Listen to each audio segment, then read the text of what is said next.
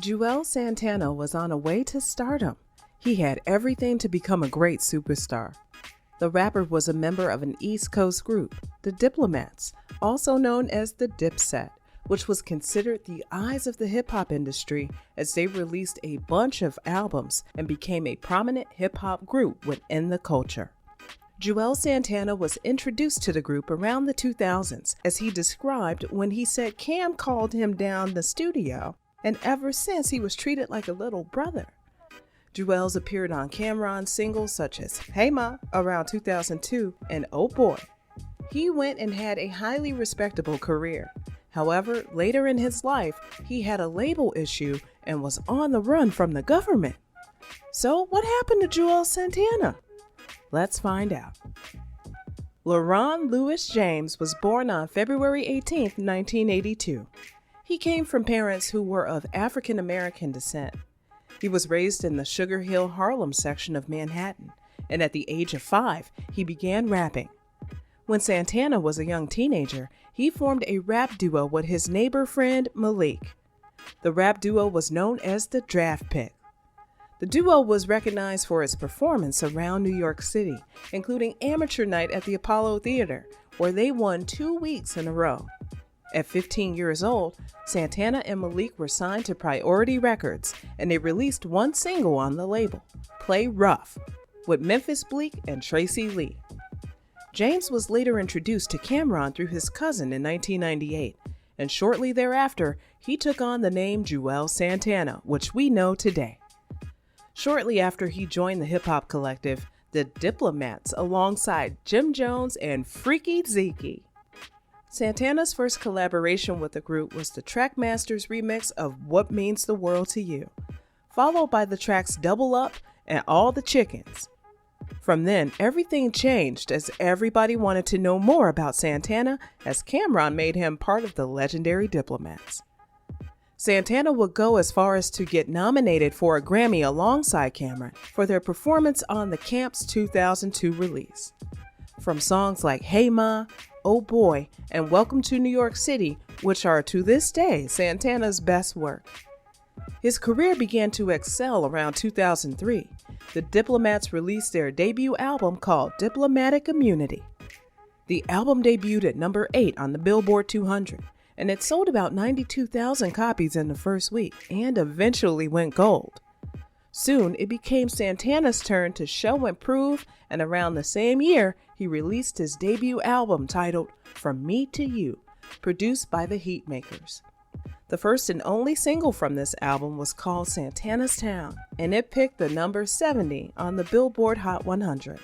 The album did okay as it debuted at number 8 on the Billboard 200 and sold 74,000 copies in the first week.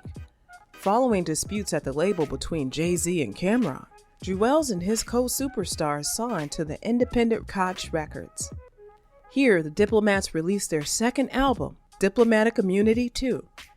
However, in 2004, Santana decided to switch up tactics and recorded his music in his own studio.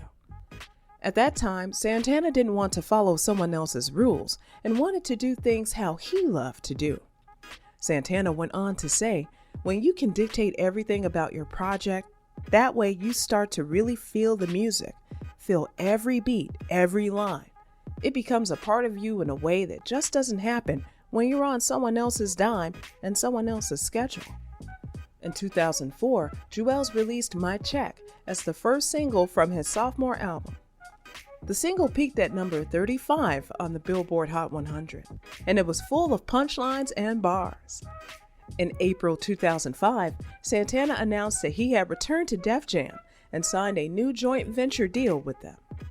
On May 29, 2005, Santana released the album's second single, There It Go, the Whistle Song, which became his highest charting single to date. The single peaked at number 6 on the Hot 100 and number 3 on the Hot Rap Tracks. Santana kept his fans happy with singles around until November, when he dropped another album, What the Game's Been Missing. The album hit number 8 on the Billboard 200 and sold about 141,000 copies in the first week. That was a huge increase from his first album. The album went gold. Later, in October 2015, the project was finally certified platinum. After dropping the album, Santana stated, "The game has been missing that sense of realness. I've titled my album What the Game's Been Missing because this time around, I'm not only letting people know how I get down and bringing the authentic feel to the table, I'm serious about being that difference." The reason that he couldn't add big names to the album was that he wanted the album to be more authentic and represent himself, saying, "I knew what I wanted to accomplish with this album, and I felt I could get it accomplished without so many people generating unnecessary attention. Like, this beat's produced by him. I wanted everybody to focus on my album because it's my second album, and I put a lot of work into it because I am the shit, and not because I have a producer who produced the beats and he's the shit." In 2007, Dipset wasn't as unified as it was. Tensions began to rise when Cameron said Santana's contract to Def Jam, leaving Santana to create the hip-hop collective Skull Gang Entertainment.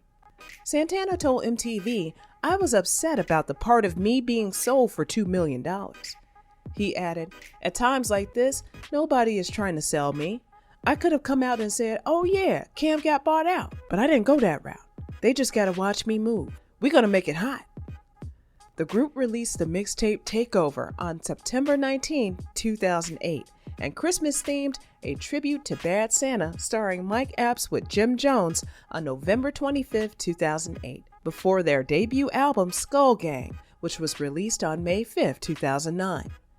However, in 2008, Santana began working on his third album, Born to Lose, Built to Win. Despite several single releases, including 2007's The Second Coming, with Mixing Up the Medicine with Yellow Wolf and Back to the Cribs with Chris Brown, the album was never released during this time. Santana earned his third Grammy nomination in the Grammy Awards in 2009 when he contributed to Lil Wayne's The Carter 3. Around that time, Lil Wayne and Santana were supposed to drop a collab album called I Can't Feel My Face. However, it didn't materialize, with Santana blaming poor labor politics and Weezy claiming legal trouble. Even though the members of Dipset were not on good terms, Santana claimed there was no beef. He even thanks Cameron for putting him on. Santana put his words clearly, stating, "I have no hard feelings toward Cam. I tell people I couldn't do business with him, but I will say he gave me the biggest chance I needed. I'm a dude from the hood, so the chance he gave me is a chance I needed to never turn back. I'm good. My artistry, my talent, my career was never built on controversy, so I would never come out and say a whole bunch of things that could be said. All I can say is, I'm sorry he can't be here to be a part of what's about to happen because we're about to tear him up." In 2010, the Diplomats reunited for several singles after signing with Interscope Records. In 2011 and 2012, Santana made a brief appearance on the first 2 seasons of a reality series, Love and Hip Hop New York, alongside other Dipset group members and their significant others. Around 2017, Cameron, Santana, and the other Dipset group members reunited on the stage at the Hammerstein Ballroom. In 2018, they went on a national tour, which they called the Dipset Forever, and released their third album, Diplomatic Ties. In November 2018, Santana returned to Love and Hip Hop New York as a main cast member for its 9th season.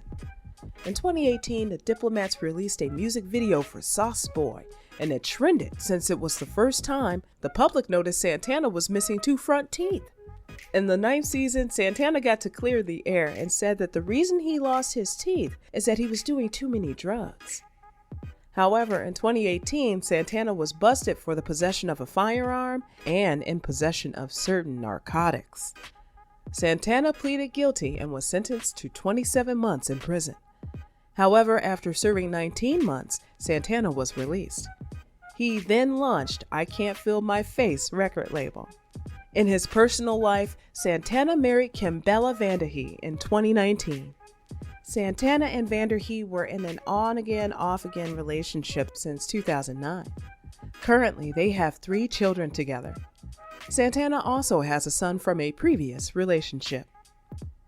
Today's video comes to an end, and we thank you for sticking around.